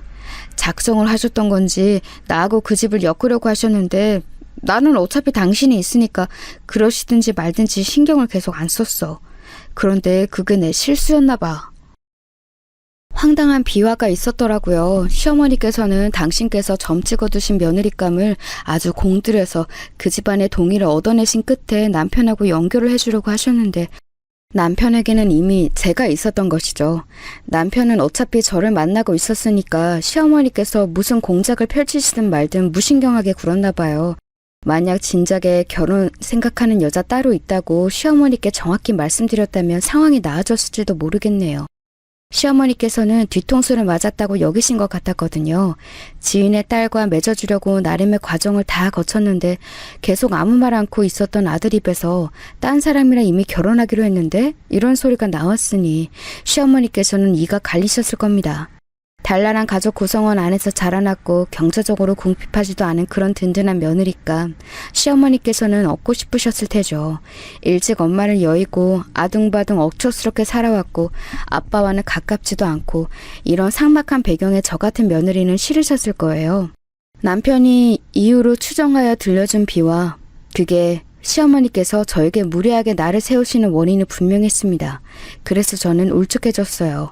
괜히 제 자신이 너무 초라하고 작게 느껴지더라고요. 남편에게 시어머니와 나누었던 대화를 다 들려주고 나서도 제가 근데 나 괜찮아 라고 말해준 건 바로 그 때문이었어요. 제가 무조건적으로 자신 편 들어줄 부모가 없는 처지인 게 실감이 나서 너무 참담했어요. 시어머니께 전적으로 애정과 관심을 받는 남편이 부럽기도 했어요. 제가 괜찮다고 했음에도 남편이 시어머니께 뭐라고 한마디 했었나 봐요. 이튿날 시어머니께서 씩씩거리며 저에게 화를 내셨습니다. 내가 너에겐 말을 작정하고 심하게 한 것도 아닌데 너는 어쩜 그런 걸로 우리 아들한테 쭈르르 가서 고자질을 할 수가 있니? 우리 아들이 내 편 말고 네 편 들어주는 것 같아서 좋지? 우쭐하지? 아니에요. 그렇게 느낀 적 없어요. 저는 그냥 부부 사이에 서로 모르는 일이 없었으면 좋겠다고 생각해서 말을 다 한 것뿐이에요. 불쾌하셨다면 죄송해요. 불쾌했다기보다는 우리 아들이 이런 걸로 신경 쓰고 스트레스 받을까 봐서 나는 그게 걱정인 거지. 우리 아들이 얼마나 섬세하고 예민한데 그런데다가 착하고 모르기까지 해서 내가 우리 아들 대신에 네가 정신머리 똑바로 차리고 사나 안 사나 봐주려는 거야. 우리 아들은 불만 있어도 말을 잘 못할 테니까 내가 대신해 주는 거지. 아무튼 너 앞으로는 주둥이를 웬만하면 잘 여미고 살아라. 지퍼 달아서 항상 잠그고 다녀. 저희 두 사람이 알아서 잘 맞춰가며 살 일인데 어머니께서 벌써 너무 신경을 기울이시는 것 같네요. 아무튼 제가 앞으로는 쉽게 말 옮기지 않고 잘하겠습니다. 아휴, 애초에 네가 원하던 며느리상이 아니라서 그런지 왜 이렇게 말하는 것마다 못마땅하게 느껴지는지 모르겠네. 하여간에 우리 아들한테 이래라 저래라 하면서 뒤에서 조종하기만 해봐. 너 내가 그때는 가만히 안 둬. 저에게 경고하시는 시어머니의 목소리를 들으며 생각이라는 걸 한번 해봤어요. 제가 만약 이런 시어머니를 두게 될 줄 알았다면 남편하고 결혼을 했을까를 두고 진지하게 고민해 본 거죠. 그런데 시어머니의 존재가 너무 커서 다시 시간을 돌린다면 남편과 섣불리 결혼을 못할 것 같다는 결론이 내려지더라고요. 참 씁쓸했네요. 친정엄마가 살아계셨다면 지금 제 입장이 많이 달라졌을 것 같아서 우울하기도 했고요.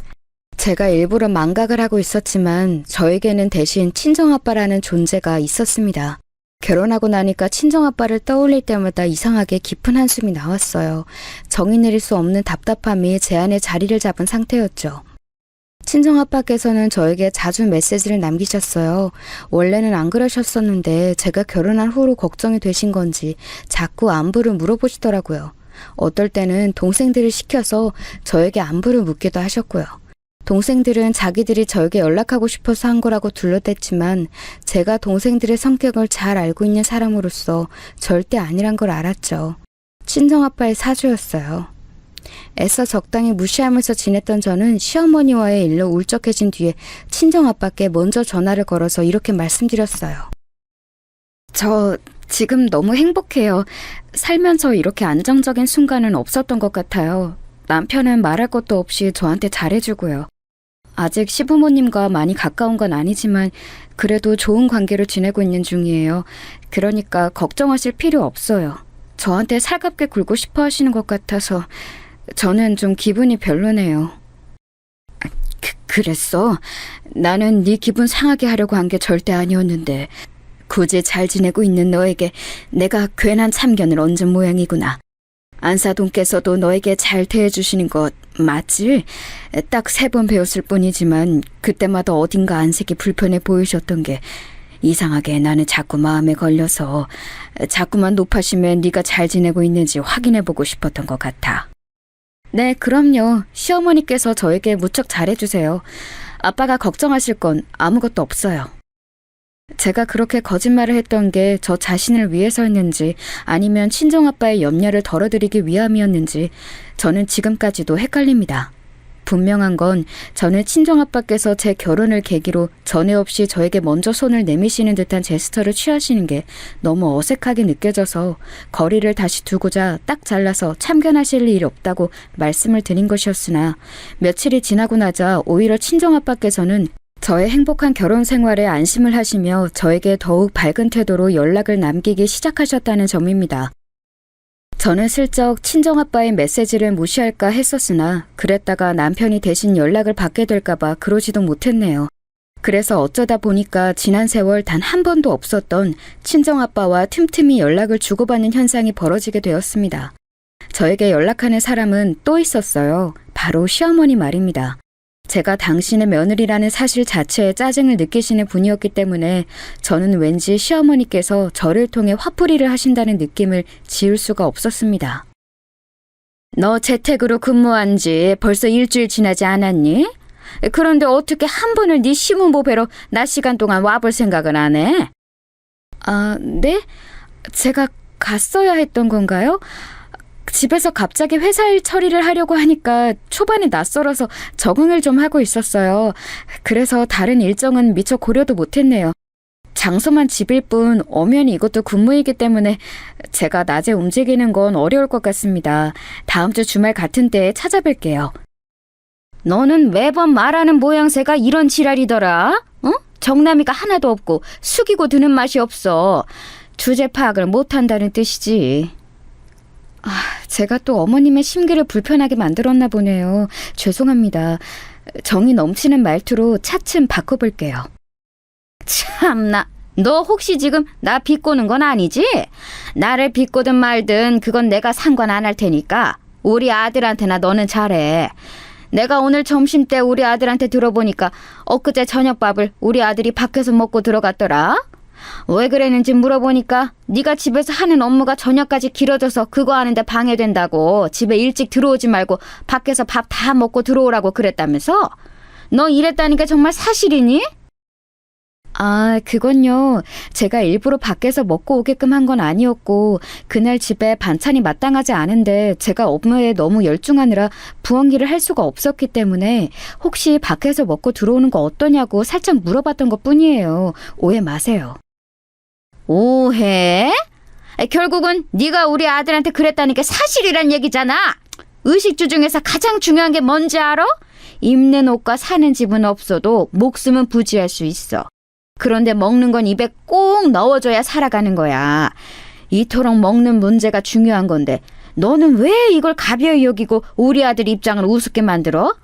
네가 엄마 온정을 모르고 끼니마다 따뜻한 밥상 받는 것도 모른다고 해서 우리 아들마저 그렇게 만들려고? 시어머니께서는 정말 별것도 아닌 이야기를 크게 부풀리는 재주가 있으셨어요. 결국 제 트집을 잡고 공격하시기 위함이었을 거예요. 그러니 저는 매번 미칠 노릇이었죠. 열심히 살아온 죄밖에 없었건만 제가 왜 시어머니께 그런 말들을 들어야 하는지도 모르겠고 제가 마음에 안 차고 얄밉게 느껴진다고 해서 한참 어른이신 분이 유치하게 감정적으로 구시는 것도 이해가 되지를 않았습니다. 남편에게 시시콜콜 다 이야기하지는 않았지만 대략적으로 시어머니께서 저를 힘들게 하시는 부분들에 대해서는 공유를 했어요. 처음에 남편은 저에게 흘려들어 라고 했었지만 시간이 조금 경과하자 그냥 연락하지 마라 이렇게 말을 바꾸더군요. 정말 속상했습니다. 팔은 안으로 굽는다고 결국 남편도 자기 모친에게 애틋할 수밖에 없음을 저는 속으로 알고 있었어요. 무뚝뚝하고 가부장적이신 부친에게 시달려 사신 탓에 더욱 성격이 예민해지신 모친이 애잔하게 느껴졌을 테죠. 제가 모자 사이를 갈라놓고 싶지는 않았어요. 절대 제 친정엄마를 시어머니께서 대신해 주실 수는 없으나 사이좋게 잘 지낸다면 제 엄마 같으신 분으로 삼을 수 있다고도 생각했으니까요. 하지만 쉽지 않더라고요. 떡줄 사람은 생각도 안 하고 있는데 저 혼자 받아먹고 싶다고 해서 이게 될 일이 아니었죠. 남편이 시어머니께 먼저 주기적으로 연락을 드리며 잘하기로 했고 저는 먼저 오는 연락은 착실하게 받되 굳이 제 쪽에서 의무감으로 연락을 드리지는 않기로 했습니다. 그렇게 지내고 있을 때 친정아빠께서 집이 궁금하다며 집 구경을 하고 싶으시다는 뜻을 애들로 표현하셨어요. 부끄러운 이야기지만 저는 결혼하고 나서 친정아빠를 정식으로 신혼집에 초대해드린 적이 없었습니다. 짐을 다 들여놓고 나서 아주 잠깐 들러서 내부가 어떤지 보고 가셨을 뿐이었죠. 몇 달 사이 친정아빠와 왠지 조금은 가까워진 듯한 기분이 들어서 제가 고민에 빠졌습니다. 친정아빠의 과거 외도 사실을 제가 말했기에 알고 있는 남편과 이런 복잡한 신경을 나누자 명쾌하게 답을 주었어요. 당신이 장인어른과 잘 지내더라도 그게 하늘에 계신 장모님께 잘못하는 일은 아니야. 장모님께서는 좋으신 분이었다고 하니까 오히려 당신을 이해해 주시겠지. 부녀 관계가 서먹서먹한 채 오랜 세월이 흘렀다는 것을 하늘에서 안타까워하고 계셨을지도 몰라. 남편의 말을 들으면서 저는 스스로를 인정하기로 했습니다. 제 깊은 본심은 친정아빠를 용서한 지 오래였죠. 다만 이런 제 자신을 인정해버리면 친정엄마께 죄송한 일이 될까봐 그리고 제가 자존심도 없는 사람이 될까봐 애써 외면하면서 일부러 친정아빠를 향해 툴툴거리고 거리를 두고 그렇게 지내왔던 거예요. 떨리는 마음을 애써 감추며 친정아빠께 먼저 연락을 드린 저는 편하실 때 저희 집으로 오시라고 했습니다. 정말이야? 지금 나보고 너 집에 있을 때 와보라고 한 게 맞아? 뭘 그렇게 놀라시면서 믿지를 못하세요? 저희 부부 사는 집 어떻게 해놨는지 궁금하다고 먼저 얘기 꺼내셨던 건 아빠잖아요. 저는 그냥 아빠의 바람에 오케이를 했을 뿐이에요.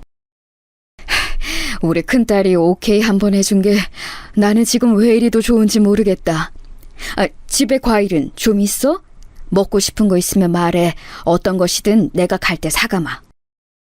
저 입 짧은 거 아시잖아요. 잘 먹는 거라면 이미 집에 다 있으니까 굳이 더 안 사오셔도 돼요. 저는 평일이라면 계속 집에 있으니까 편하실 때 전화만 미리 주고 오세요. 너무나도 평범한 부녀 간의 대화였는데 저에게는 아주 낯설고 낯간지러운 것이었어요. 기뻐하시는 내색을 너무 크게 안 하시려고 친정아빠께서 애쓰시는 것 같아서 왠지 죄송스러웠습니다.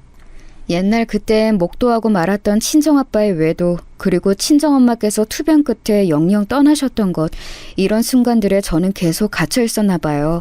가족에 한해서는 정신적으로 성숙해지지 못한 것 같아서 이런 이야기들을 남편하고 다음날 저녁에 나누었어요. 남편은 저에게 자신이 많이 위로받았던 기억들이 너무 고맙고 좋다면서 제가 고민을 털어놓은 게 반갑다고 해줬어요. 말뿐이라도 감동이었네요. 어머님께 알아서 잘 해드리고 있는 건 맞지? 우리만의 평화가 아니라 진짜 우리 모두의 평화를 위해서라면 나는 어머님과 우리 부부가 일단 잘 지내야만 한다고 생각해. 내가 평생 안 부려봤던 애교도 요즘 부리고 있으니까 걱정 붙들어매. 당신 말대로 내가 살가운 효자 노릇을 했더니 우리 엄마가 어쨌든 태도가 누그러지신 것 같아. 내가 결혼을 했지만 오히려 그 이전보다 가까운 아들이 되었으니 그 생각으로 만족해 하시는 것 같기도 하고. 그런데 장인어른께서는 언제 오시기로 했어? 그게 사실 내일 오시기로 했어. 내가 오전에 일이 좀 없을 예정이라서 일찍 오전에 오셔서 같이 점심이나 해 먹으려고. 뭐? 그런데 지금 전날 밤에 우리가 호프집에나 와 있어도 되는 거야? 얼른 집에 들어가서 화장실 청소나 한번 해야 될 것 같은데. 내가 알아서 잘할게. 아침에 일어나서 집안 청소 싹 훑으면 돼. 당신은 내일 회사에서 오후에 전체 회의 있는 날이지? 오히려 당신은 내일 오전 근무가 바쁘겠네. 저희 부부는 아파트 단지에 새로 생긴 호프집에서 도란도란 대화를 나눴어요. 저는 솔직히 다음날 친정아빠를 뵐 생각에 벌써부터 어색한 기분이 들었지만 그런 티를 안 내고 싶어서 남편하고 실컷 이야기 보따리나 풀었네요. 그리고 이튿날이었습니다. 제가 상상도 못한 일이 펼쳐질지 모르고 저는 일찍 잠에서 깨어났었죠. 남편은 아침에 샤워를 하면서 자기가 화장실 청소도 같이 해줬어요. 출근 준비 시간을 청소로 잡아먹어서 아침밥 먹을 시간이 줄어든 것 아니냐고 제가 걱정했는데 남편은 아침을 안 먹어도 된다고 했습니다. 오후에 중요한 일정이 있기 때문에 오전 근무 동안 같은 부서 사람들끼리 다과 먹으면서 사전 회의를 열 것 같다고 했어요. 굳이 안 먹어도 된다고 하길래 사실 저도 친정아빠를 맞는 일로 약간의 긴장이 있었기 때문에 아침밥을 그냥 안 차렸습니다. 저 역시 뭔가 목구멍으로 넘어갈 상태가 아니었거든요. 그래서 남편은 두유 한 팩 챙겨서 출근했어요. 저는 청소를 마저 끝내고 회사 업무를 시작했죠.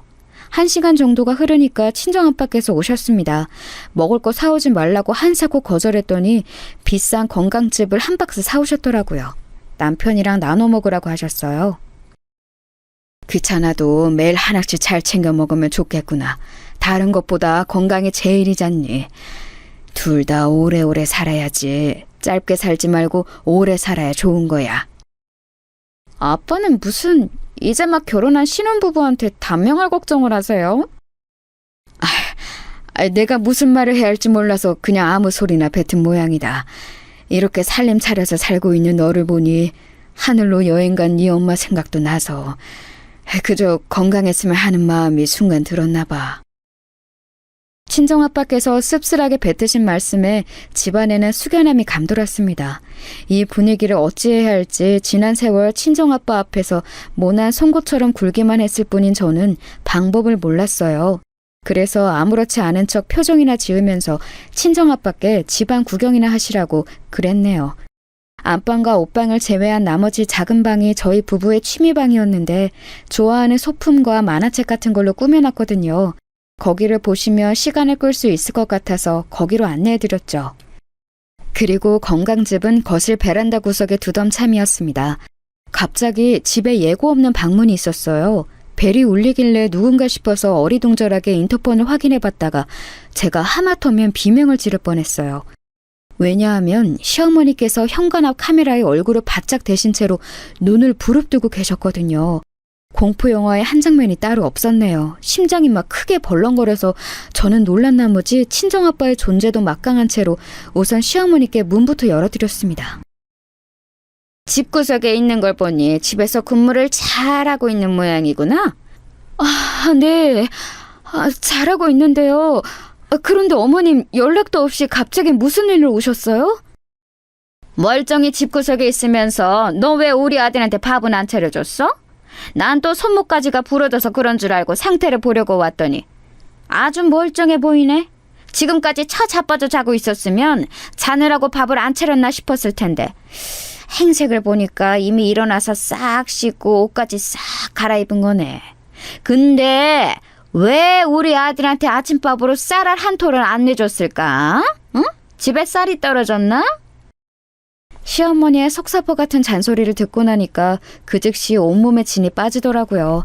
남편이 아마도 시어머니와 연락을 하면서 고지고대로 아침밥 안 먹고 나왔다고 말을 한 모양이었는데 그건 그렇다 치고 득달같이 여기까지 달려오신 저희를 이해하기 힘들었습니다. 어머님, 만약에요. 정말 만약에 어머님 아들이 아침밥을 너무나도 먹고 싶어 했지만 제가 차려주지 않았다는 이런 상황일지라도 저는 어머님께서 며느리인 저에게 이러시는 건 조금 아니라고 생각을 합니다. 왜냐하면 저도 일하는 사람이거든요. 어머님 며느리도 엄연히 돈 버는 사람이에요. 제가 밥을 차리면 좋은 거지만 그게 저한테 있는 의무까지는 아니에요. 전업주부도 아닌걸요. 야, 너 내가 저번에 뭐라고 그랬니? 내가 우리 아들 무시하지 말라고 그랬지? 우리 아들 착하고 물러서 내가 대신 나설 수밖에 없다고 그랬지. 의식주 중에서 밥 먹는 게 제일 중요하다고도 그랬었지. 그리고 또 너는 말하는 꼬라지가 정남이 뚝 떨어진다고 내가 분명히 말했었지. 그런데 너 지금 뭐야? 너는 왜 한 가지도 지키지 않아? 너 지금 일부러 나한테 시위하는 거니? 나하고 어디 한번 해보자는 거야? 해보자는 게 아니라요. 저는 그냥 답답하게 생각되는 게 있어서 그걸 조금 말씀드렸을 뿐이에요. 어머님께 일부러 대들 생각은 없었습니다. 오해하신 거예요. 오해? 어쭈구리. 너 이것 봐라. 결국은 또 꼬랑지를 내 쪽으로 돌려서 내 탓으로 끝을 맺으려고 드네? 내가 오해해서 잘못한 일이다 이거지? 이런 불려시 같은 싸가지를 다 보았나? 너 그리고 집안 꼬락서니가 이게 뭐야? 어머님 탓하려고 한 적 없는데 죄송해요. 제 화법이 어머님께 자꾸 오해를 사는 모양이에요. 집 청소는 제가 신경 써서 한다고 했는데 미흡한 점이 있었나 봅니다. 앞으로 더 신경 쓸게요. 그게 아니라 딱 봐도 집구석에 삼시세끼 안 차려먹는 부엌이잖아. 부엌 살림에 고수인 내 눈을 피해갈 수는 없어. 너 우리 아들한테 제대로 밥 차려준 적 없지? 대충 그냥 끼니나 때우겠지? 그래서 우리 아들이 자꾸 나한테 카톡할 때 배고프다고 그러는 거지? 아니 이건 깔끔하게 청소를 할 수밖에 없는 이유가 있어서 어제 오늘 부엌을 신경 써서 닦았더니 아무 흔적도 없는 거예요. 청소하고 나서 아직 부엌을 안 썼더니 너무 말끔하네요. 그리고 그냥 애교 부린답시고 습관적으로 배고프다 뭐 먹을까라고 하는 것을 어머님께서 진지하게 받아들이시고 지금 오해를 하신 모양인 것 같습니다. 횡설수설 하는 척 하면서 이게 은근히 자기 할 말 다 하네. 그리고 너 왜 자꾸 나한테 오해를 한다고 말해? 그거야말로 네 오해야. 이 싸가지 없고 발차릴 줄도 모르는 거사. 폭발하신 시어머니께서 제 머리채를 확 잡으셨어요. 정수리 쪽을 잡고 당기시는 바람에 저는 휘청거리다가 하마터면 부엌 식탁에 몸을 박을 뻔했습니다. 간신히 그걸 피하고 시어머니의 손길을 떼어내려고 허우적거리던 바로 그 순간이었어요. 감히 누구 앞에서 누구를 건드려? 내 딸 괴롭히면 네 아들부터 내 손에 죽을 줄 알아! 친정아빠의 부르렁이 들려왔습니다. 그러자마자 저는 머리가 해방되었죠. 시어머니께서 제 머리채를 놔주신 거였는데 저는 신발이 된 머리를 정신없이 정리하면서 친정아빠를 쳐다봤어요. 친정아빠께서 계신다는 것을 깜빡했고 그래서 이런 추태를 보여드리고 말았다는 게 믿을 수가 없었습니다. 그간 잘 살고 있다고 시어머니께 예쁨 받고 있다고 그런 식으로 거짓말로 둘러댔었는데 단번에 다 들통난 셈이었죠. 망연자실하려던 제 눈에는 더 믿을 수가 없는 광경이 펼쳐지고 있었어요. 그건 바로 친정아빠께서 시어머니의 머리채를 잡으신 거였습니다. 아우, 사돈께서 와 계셨어요? 딸하고는 영 친하지 않으신 걸로 그렇게 알고 있었는데, 여기는 왜 와 계셨고 난리세요? 그보다, 제 머리 좀 놔주세요. 아이고야, 내 머리 다 뜯어진다. 일찍이 엄마를 잃고 살아온 제 딸이 자기 아빠하고도 대면대면하게 안 친하다고 하니까 막대해도 될 것 같으셨습니까? 우습게 보이셨어요? 그러셨겠죠. 야비한 사람의 눈에는 부모의 비호를 받지 못하고 있는 자식의 처지가 우스워 보이셨을 테고 함부로 대해도 될 것처럼 여겨졌을 테니까요. 이보세요, 사부인. 그렇게 사시는 거 아닙니다. 기댈 곳 없어 보이면 더욱 잘해줄 생각이나 하셔야지. 어른이 돼서 왜 그렇게 못돼 처먹은 생각만 하십니까? 사부인께서도 자식이 있으시잖아요. 그 자식 제가 사회 정신머리 교육시키는 장인이라는 명목으로 앞으로 막대해도 되겠죠? 굳은 노동이나 시켜먹고 아주 작사를 내놓겠습니다. 예? 그건 안 돼요. 안 됩니다. 우리 아들 내가 얼마나 애지중지 키웠는데 안 됩니다. 제가 잘못했어요. 제가 생각을 잘못했습니다, 사돈. 친정아빠께서는 제가 평생 본 적이 없던 매서운 눈빛을 하고 계셨습니다.